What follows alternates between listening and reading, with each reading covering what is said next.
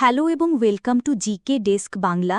আজ 15ই অগস্ট 2025-এর গুরুত্বপূর্ণ current affairs.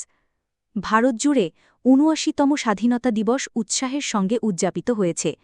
প্রধানমন্ত্রী নতুন ভারতের উদ্ভাবনী ভীষণ ও আত্মনির্ভরতার কথা বলেন, ডিজিটাল রূপান্তর, মহিলাদের ক্ষমতায়ন ও প্রযুক্তিতে অগ্রগতির উপর গুরুত্ব দিয়ে। সাম্প্রতিক সামাজিক অর্থনৈতিক কৃতি ও ভবিষ্যতের কর্মপরিকল্পনা তুলে ধরা হয় দেশের জন্য আশাবাদী বার্তার মাধ্যমে। নেশামুক্ত ভারত অভিযান 5 বছর পূর্ণ করল। 2020 সাল থেকে 18.1 কোটি মানুষের মধ্যে মাদকবিরোধী সচেতনতা ছড়ানো হয়েছে, যার বড় অংশ যুবক-যুবতী। কমিউনিটি আউটরিচ, শিক্ষা ও ডিজিটাল উদ্যোগে পাঞ্জাব, উত্তরপ্রদেশ ও পশ্চিমবঙ্গ সহ বিভিন্ন রাজ্যে এই উদ্যোগ জোরালো। ভারতের সৌর পিভি মডিউল প্রস্তুতিতে 100 গিগাওয়াট সক্ষমতা অর্জিত হয়েছে, যেখানে 2014-তে ছিল মাত্র 2.3 গিগাওয়াট। 2030-এর মধ্যে 500 গিগাওয়াট অপ্রথাগত শক্তির লক্ষ্যমাত্রা অর্জনের পথে এটি বড় মাইলফলক। বৃহৎ বিনিয়োগ, নীতি সংস্কার ও সরকারি বেসরকারি অংশীদারিত্বে ভারত এখন সৌরশক্তিতে বিশ্বে অগ্রণী। কেন্দ্রীয় মন্ত্রী কুমারস্বামী ভারত স্টিল 2026-এ সূচনা করলেন। ভারতীয় ইস্পাত শিল্পে মাথাপিছু ব্যবহার 100 কেজি ছাড়ানোর কথা জানান। MY ভারত ও SOUL 3 বছরের চুক্তিতে 1 লক্ষ ইয়ুথকে প্রশিক্ষণ দেবে। নেতৃত্ব, প্রশাসন ও ডিজিটাল দক্ষতায় যুবশক্তি নির্মাণে উল্লেখযোগ্য পদক্ষেপ। অক্টোবর 2025 থেকে RBI নতুন চেক ট্রাঙ্কেশন পদ্ধতিতে অবিচ্ছিন্ন ক্লিয়ারিং ব্যবস্থা চালু করবে, ফলে চেক ক্লিয়ারেন্স প্রায় রিয়েল টাইম হবে। এই গুরুত্বপূর্ণ ডিজিটাল ব্যাংকিং সংস্কার সাধারণ মানুষ ও ব্যবসার জন্য সহজতর, স্বচ্ছ ও দ্রুত পরিষেবা নিশ্চিত করবে, ভারতকে প্রযুক্তি নির্ভর ডিজিটাল অর্থনীতিতে এগিয়ে নেবে।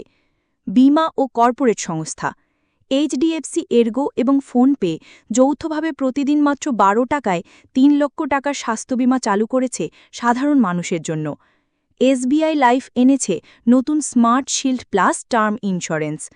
ইনফোসিস অস্ট্রেলিয়ার ভার্সেন্ট গ্রুপে 75% শেয়ার কিনতে $153 মিলিয়ন ব্যয় করবে। AI নির্ভর পরিষেবায় অগ্রসর হবে।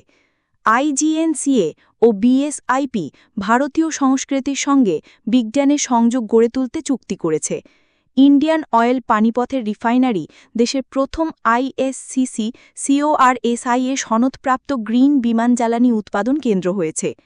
অ্যাস্ট্রোফেল অ্যারোস্পেস ও ইসরো পুনর্ব্যবহারযোগ্য রকেট ইঞ্জিন তৈরিতে চলছে। চীন জিলি 4 স্যাটেলাইট জালে গ্লোবালি IoT বিস্তার ঘটাচ্ছে। খেলাধুলা ও সম্মাননা রমেশ বুদিহাল এশিয়ান সার্ফিং চ্যাম্পিয়নশিপে ভারতের প্রথম ব্রোঞ্জ পেলেন। 19 বছর বয়সী রোহিত কৃষ্ণ ভারতের 89তম দাবা গ্র্যান্ডমাস্টার হলেন। Zeenat Qureshi GCC India trade commissioner পদে প্রথম ভারতীয় মহিলা নিযুক্ত হয়ে ভারত গালফ বাণিজ্যিক সম্পর্ক মজবুত করলেন। প্রয়াত ব্যক্তিত্ব ড ভেস পেস অলিম্পিক হকি খেলোয়াড় ও লিয়েন্ডার পেসের বাবা, 80 বছরে কলকাতায় প্রয়াত, ভারতকে 1972 অলিম্পিক ও 1971 বিশ্বকাপে ব্রোঞ্জ দেন। এনজাটিলো শ্রীধরন, যিনি 4টি প্রধান দ্রাবিড় ভাষাযুক্ত অভিধান নির্মাণ করেন, 87 বছর বয়সে কেরালায় প্রয়াত। বিভাজন বেদনা স্মরণ দিবস পালিত হয়েছে 1947-এর ঐতিহাসিক দেশভাগ যন্ত্রণাকে স্মরণে। তামিলনাড়ুতে হক বন্যপ্রাণী অপরাধ নিয়ন্ত্রণ প্ল্যাটফর্ম চালু, তায়ু মানাভার রেশন হোম ডেলিভারির নতুন স্কিম ও ওষুধ নিরাপত্তায় শ্রেষ্ঠের সূচনা করা হয়েছে বিভিন্ন উন্নয়নমূলক কাজে।